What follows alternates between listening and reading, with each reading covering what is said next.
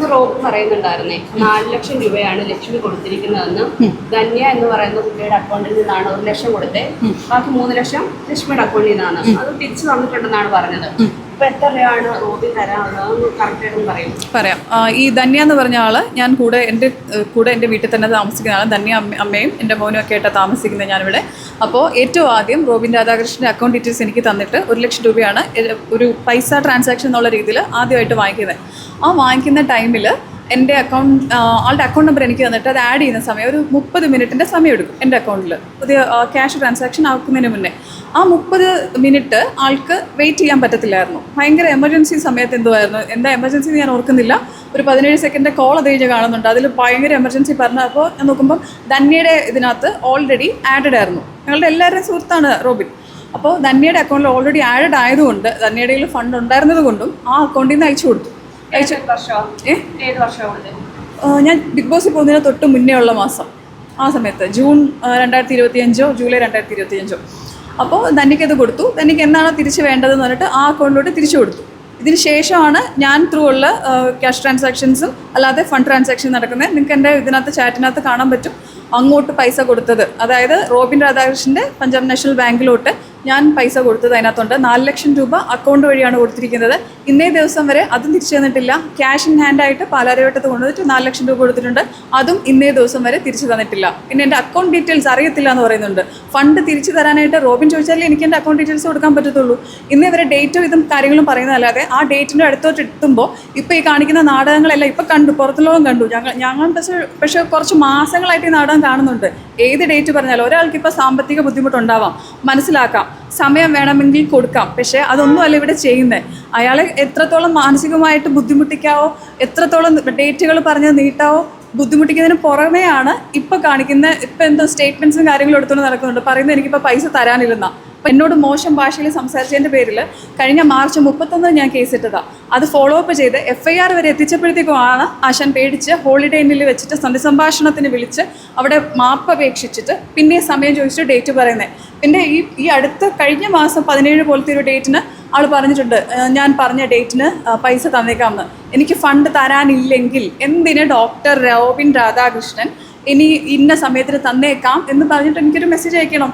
പറയുന്നത് വസ്തുതാപരമല്ലെങ്കിൽ ഇപ്പോൾ പ്രസ് മീറ്റും കാര്യങ്ങൾ നടത്തിയപ്പോഴത്തേക്കും എന്തായാലും എന്തെങ്കിലുമൊക്കെ കള്ളങ്ങൾ പറയാം. പക്ഷേ അത് എന്നെന്നും നിലനിന്ന് പോകണമെന്നില്ല. കുറേ വർഷങ്ങളായിട്ട് ആൾ ഇത് തന്നെയായിരുന്നു ചെയ്തുകൊണ്ടിരുന്നത്. പലരും ഇപ്പോൾ മെസ്സേജ് അയച്ച് പറയുന്നുണ്ട് പൈസ വാങ്ങിക്കുന്നു, അവരെ ഭീഷണിപ്പെടുത്തുന്നു. ഇപ്പോൾ പാർട്ടിയുടെ ഭീഷണി, രാഷ്ട്രീയക്കാരനെന്ന ഭീഷണി, ഇതിലോട്ട് ആര് കൊണ്ടുവന്നു പാർട്ടി? ഇനി കുറേ ഡ്രാമ ഞാൻ ഇനിയും പ്രതീക്ഷിക്കുന്നുണ്ട്. ലൈക്ക് ഒരു എന്താ പറയണ്ടേ, മരിച്ചു കളയുന്നൊക്കെ ഉള്ള ഡ്രാമ ഉൾപ്പെടെ ഇനി വരാൻ നല്ല ചാൻസ് ഉണ്ട്. ഇതിനകത്ത് ആരുടെയും ഫാമിലിയിലോട്ട് ഒന്നും ഇടപെട്ടിട്ടില്ല, രാഷ്ട്രീയം എടുത്തിട്ടില്ല. കൊടുത്ത പൈസ തിരിച്ചു തരണം മാന്യമായിട്ട്, അത് മാത്രമേ പറയുന്നുള്ളൂ. ആളുടെ കരിയർ തകർക്കാൻ റോബിൻ എന്താ ചെയ്യുന്നത്? തകർക്കാനുള്ള എന്തെങ്കിലും ബിൽഡ് ചെയ്ത് വെച്ചിട്ടുണ്ടോ? ഒരു ബിസിനസ് ഉണ്ടോ? ഒന്നുമില്ല. ഒരു ഇമേജാണ്. ആ ഇമേജ് ഇപ്പം കളഞ്ഞു കുളിക്കുന്നത് റോബിൻ തന്നെയാണ്. ഞങ്ങളാരും ഒന്നും ചെയ്യുന്നില്ല.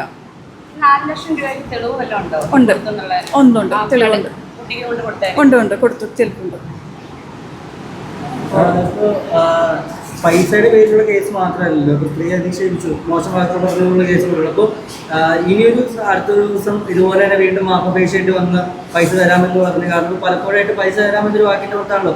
ഇനി മാപ്പില്ലല്ലോ, ഇനി മാപ്പില്ലേ. എന്നെ സംബന്ധിച്ചോളം ആദ്യമേ തന്നെ പറഞ്ഞിരിക്കുന്ന ഒരു മാപ്പ് എനിക്ക് മെസ്സേജ് ആയിട്ട് വന്നിട്ടുണ്ട്. അത് കഴിഞ്ഞിട്ടുള്ള എൻ്റെ മെസ്സേജിൽ ഞാൻ തന്നെ പറയുന്നുണ്ട്, എനിക്ക് നിങ്ങളെപ്പോലൊരു മനുഷ്യനോട്, ഇത്രയും സംസ്കാരശൂന്യമായിട്ട് സംസാരിക്കുന്ന ഒരാളോട് എനിക്ക് വലിയ കോൺടാക്ട്, കാരണം എനിക്ക് പേഴ്സണലി എന്നെ എടിപൊടിന്ന് വിളിക്കുന്ന പോലെ ഇഷ്ടമില്ലാത്ത ഒരാളാണ്. എന്നെയാണ് ഇത്രയും മോശം ഭാഷയിൽ സംസാരിച്ചിരിക്കുന്നത്. അതിനുശേഷം വലിയ കോൺടാക്ട് ഞാൻ വെക്കുന്നില്ല. എന്തെങ്കിലും ഉണ്ടെങ്കിൽ അത് തിരിച്ചു തരാനുള്ള കാര്യങ്ങൾ അത്രയും മിനിമം കോൺടാക്റ്റ് വെക്കുന്നുള്ളൂ. മുന്നോട്ടാണെങ്കിലും അങ്ങനെ തന്നെ. ഇനി മാപ്പ് അപേക്ഷിക്കാനോ, ഇപ്പോൾ പ്രസ് മീറ്റിൽ വന്ന് രാവിലെ ഒരു പ്രസ് മീറ്റ് നടത്തുന്നുണ്ടായിരുന്നു. വാതിക്കൽ വന്ന് നിൽക്കാൻ നാണമില്ലേ? നേരെ കാണണ്ട, അങ്ങോട്ടും ഇങ്ങോട്ടും ഒരു രീതിയിലുള്ള ഇൻട്രാക്ഷൻ താല്പര്യമില്ല എന്ന് പറയുന്നത് അത്രയും മോശമായൊരു വ്യക്തിയാണ് നിങ്ങളെന്ന് മനസ്സിലാക്കിയതിന് ശേഷമാണ് വാതിക്ക വന്ന് നിന്ന് ഈ ഷോ കാണിക്കാൻ നാണമില്ലേ? നിങ്ങൾക്ക് ഓൾറെഡി പ്രസ് മീറ്റ് വിളിച്ചപ്പോഴത്തേക്ക് ഞങ്ങൾ ആരെയും എന്തെങ്കിലും ചെയ്യാൻ വന്നോ? ഇല്ല. നിങ്ങൾക്ക് പറയാനുള്ളതുപോലെ തന്നെ ഞങ്ങൾക്കും പറയാനുണ്ടാവും. അതും തെളിവ് ഉൾപ്പെടെ പറയാനുണ്ടാവും. അപ്പോൾ അതിനുള്ള സ്പേസ് തരണം.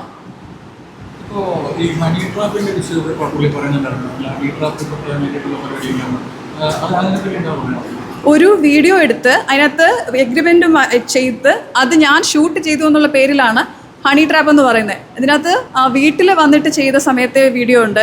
ഹോളിഡേ ഇന്നിൽ ഇരുന്നിട്ട് ചെയ്ത വീഡിയോ ഉണ്ട്. ഇതിലൊക്കെ ക്യാമറയുടെ ചോട്ടി ഇരുന്നിട്ടാണ് ചെയ്യുന്നത്.